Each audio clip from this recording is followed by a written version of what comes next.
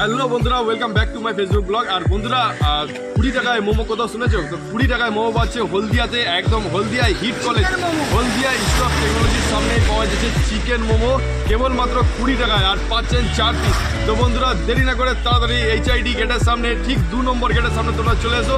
পুরোটাই ডিটেলসে কমেন্ট বক্সে থাকবে, পুরোটাই থাকবে, তোমরা তাড়াতাড়ি চলে এসো।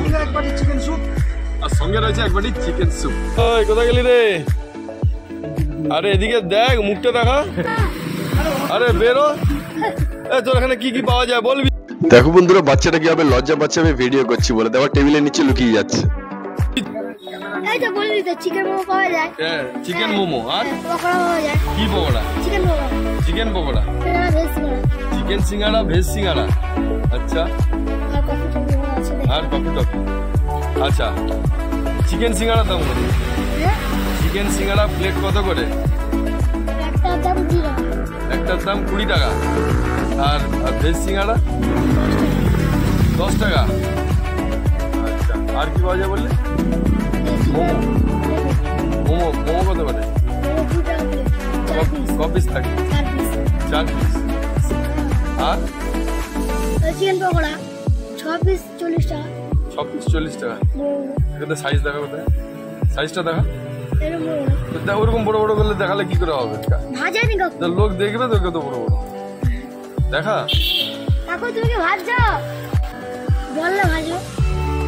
এই দেখো না বন্ধুরা, এই হিট কলেজের সামনে আসলে এই ভাইকে মাথা তোল, মাথা তোল। আরে মাথা লুকিয়েছে। দেখো বন্ধুরা, এই যে ছেলেটা দেখেছো, এই দেখো দেখেছো, খুব সুন্দর মোমো বানায়। তোমরা হিট কলেজের সামনে আসলেই এইখানে আসতে পারবে, গেট টু সামনে দেখতে হবে এই বাবু বসে। বন্ধুরা, তোমাদের যদি মোমো খেতে ইচ্ছা হয় অবশ্যই তোমরা হলদিয়া ইনস্টিটিউট অফ টেকনোলজির সামনে চলে আসবে, 2 নম্বর গেটের সামনে। আর এখানে মোমো খেয়ে যেও, আর খাওয়ার সময় বলবে আমি ভিডিও দেখে এসেছি, অবশ্যই তোমরা এক্সট্রা ডিসকাউন্ট পাবে।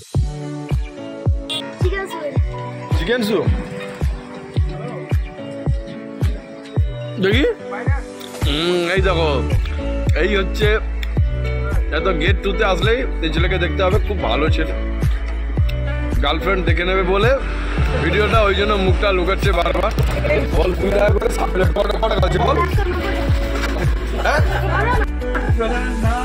190 টাকা কি করে? 20 টাকা করে 7 প্লেট ক টাকা হয় বল? 120 টাকা। হ্যাঁ, ঠিক করে বল।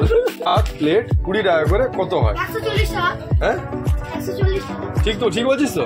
ঠিক বলছি তো? সো বন্ধুরা, আমি ভিডিওর মাধ্যমে পুরোটাই তোমাদেরকে দেখালাম। আর দেখতে পাচ্ছ একদম গরিব আর নিরীহ ছেলে, আর খুবই ভালো ব্যবহার, তাই আমি ওর সঙ্গে অনেকক্ষণ ফাজলামো করলাম। তো এই ব্লগটা কেমন লাগলো অবশ্যই জানিও বন্ধুরা।